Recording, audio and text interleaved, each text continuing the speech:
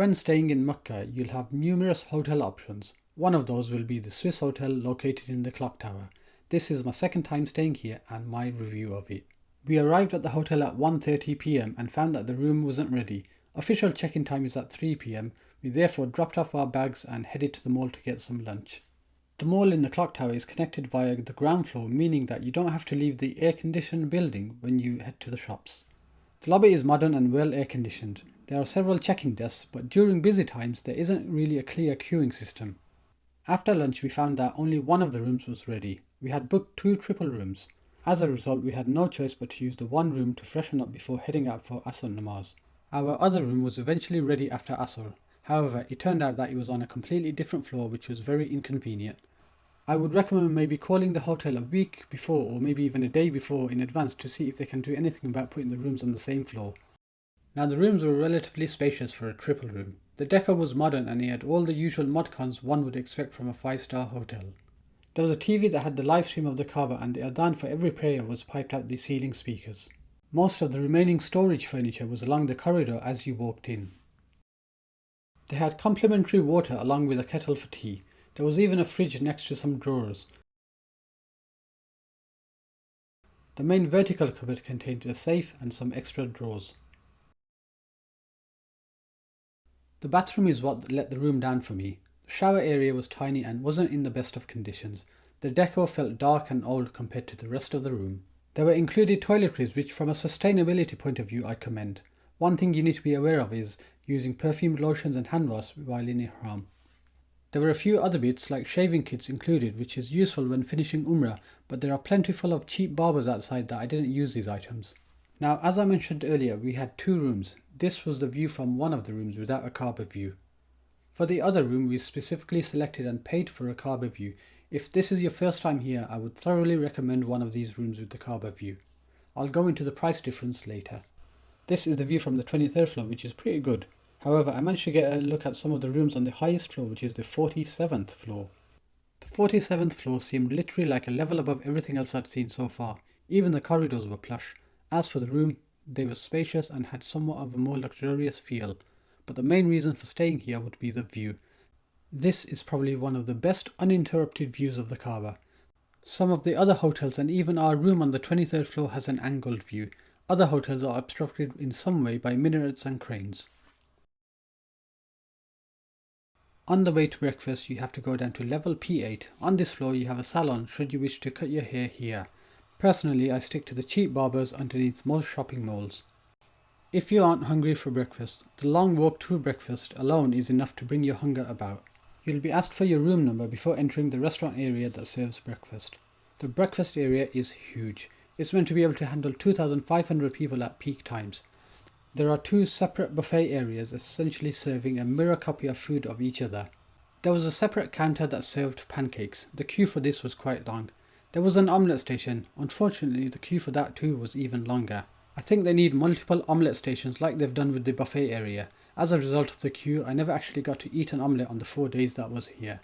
The only station that was empty and had no queue was this guy who was serving some kind of mixed vegetables. No idea what it was, but even though it wasn't horrible, it wasn't great either. No wonder he had no queue.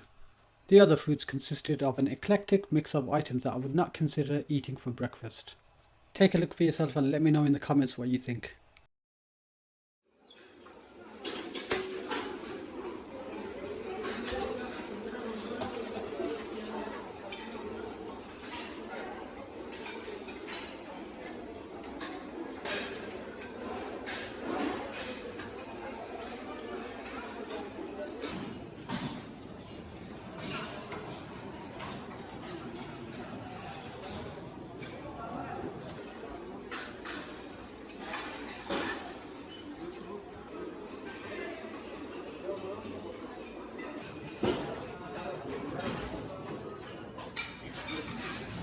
After all that, this is all I was able to gather.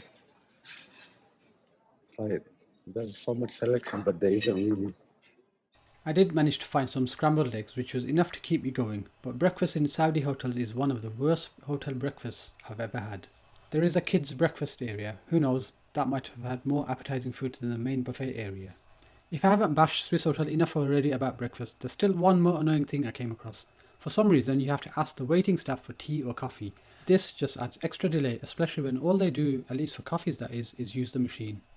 Now on to more positive points of the hotel. The location is one of the best, at least it was during the time I went. Let me explain. The Haram area is continuously going through construction 24/7. Many entrances can often be closed and you might enter through one gate and leave through a completely different gate. The only entrance that remained consistently open was the entrance found up this ramp area, and this ramp area is literally on the doorsteps of the Swissotel. It meant that I would be able to come out of the hotel, turn left and simply walk directly into the second floor mataf area. A quick note about this. During my time there, only people in Ihram were allowed into the ground floor mataf area, which is next to the Kaaba. For everyone else, they would be funneled to the other floors, which is why this ramp was the best and quickest way in and out of the Haram. The other benefit of the hotel's location was something I mentioned earlier, its connectivity to the shopping mall found in the Clock Tower complex. There is a direct indoor exit from the hotel lobby that takes you to the main shopping floors. You may not be thinking about shopping much, but what is useful is having access to the food court and even a supermarket without having to leave the building. The final thing I want to touch on is price. I paid 7,981 Saudi Riyal, which is about £1,600 for 2 triple rooms.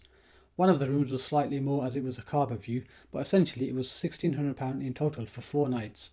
From memory, I think the Kaaba view room had a premium of £200 over a standard room. This was for 4 nights, so it's about £50 extra per night. To me, it was absolutely worth it. When booking, I wasn't sure if the extra cost of the Kaaba view room would be worth it, but it turned out to be quite useful for my mum, who due to mobility issues didn't always go down into the Haram area and therefore was able to look out at the Kaaba and even pray from her room. So I'd definitely recommend a Kaaba view room. If you want rooms on the 47th floor with those amazing views, I think the room that you need to book is the Premier room, although I'd double check with the hotel just in case.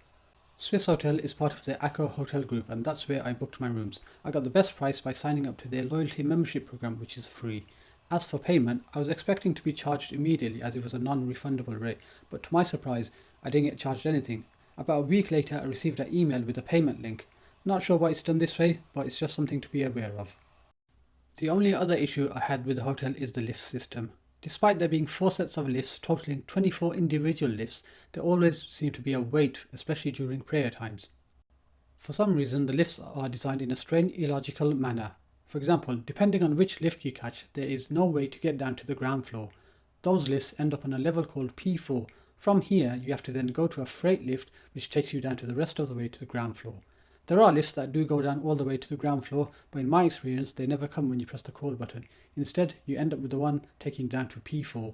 I'd therefore recommend you head down either before the adhan is called or as soon as you hear it. Despite these issues, I guess what you want to know is, would I stay here again? I've kind of already given you the answer at the start when I said that this is my second time here, therefore I'd definitely stay here again. Personally, I like modern hotel rooms that don't look dated. However, more than that, the price for this was actually what clinched the deal. I did compare to other hotels in the same price range, but the Swissotel is probably one of the best value 5-star hotels in the area. When I booked, I saw that there was another Swissotel in the Clock Tower complex. This was called the Swissotel Al Maqam. This was on the right hand side. Price wise, it was almost identical, but I still chose the Swissotel Makkah due to the benefits of the location. Hope this review has helped you at the very least narrow down your choices. Let me know in the comments if you have any questions about staying in Mecca.